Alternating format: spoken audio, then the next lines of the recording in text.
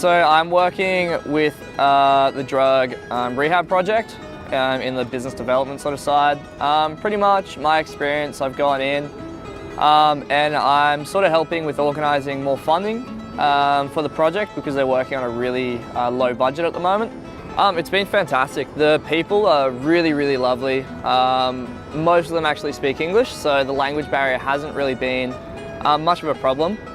And it's basically an organisation for social inclusion. So they mainly deal with drug addicts and they try and help them, I guess, bring them back into society.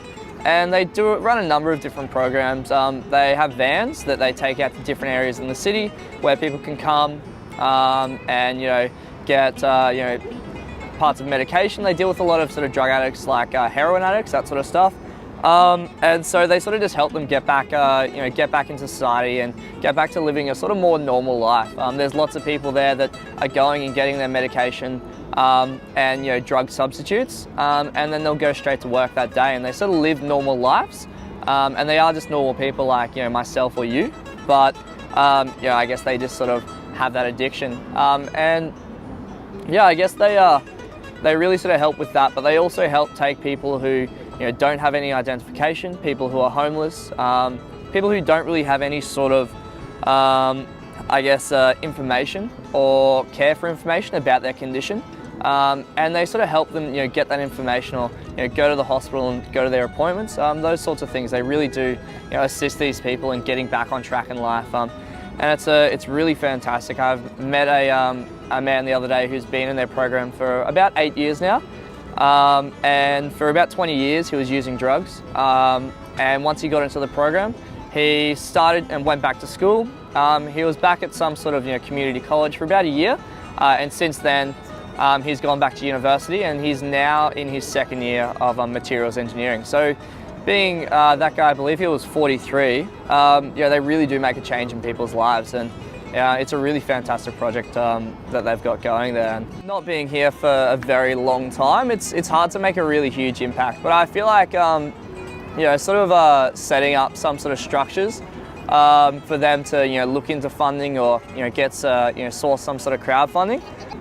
Yeah, I feel like the main impact that I'm having, I'm sort of part of a chain that once every new person comes into the organisation, into the program, they get to sort of add another link to the chain, and eventually it sort of makes something that's really worthwhile. All our little efforts sort of turn into something that's a lot bigger and really quite meaningful. Lisbon is absolutely beautiful. I love it. I didn't really know what to expect when I was coming to Lisbon because it's not really something you hear about that much.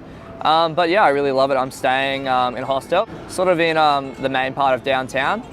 So it's really nice. It's sort of quite a hostel. The staff are lovely. And the food is absolutely beautiful. We get to go and eat at a restaurant every night. And you get breakfast at the hostel. And you can sort of do your own thing for lunch, which is good. Get to sort of try, some of the different cuisines. I guess any tips for someone coming into the program is to maybe learn a bit more Portuguese. Just the basic stuff. Although like most people around Lisbon do speak English, it's sort of nice to be able to communicate, and the people around the area, they do sort of do really, I guess, recognise and sort of appreciate when you are trying to make an effort. Even just saying hola, hello, or obrigado to say thank you. Lots of people at the restaurants and stuff, they sort of I guess appreciate that.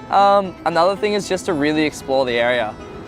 Make sure that every chance you get out and go see the castle, go to Cascais, which is a really beautiful beach area. You can go to Sintra, which has these beautiful palaces and another amazing castle. And make sure you take a really long walk up and down the riverfront and just walk around town. There's so many beautiful churches and different museums and just little stores and lots of different things happening around Lisbon that you really don't hear about. Mostly you'd hear about places like France and Spain and Italy, but yeah, definitely recommend to come to Lisbon and make sure you spend the time here. Make sure you really enjoy your time here.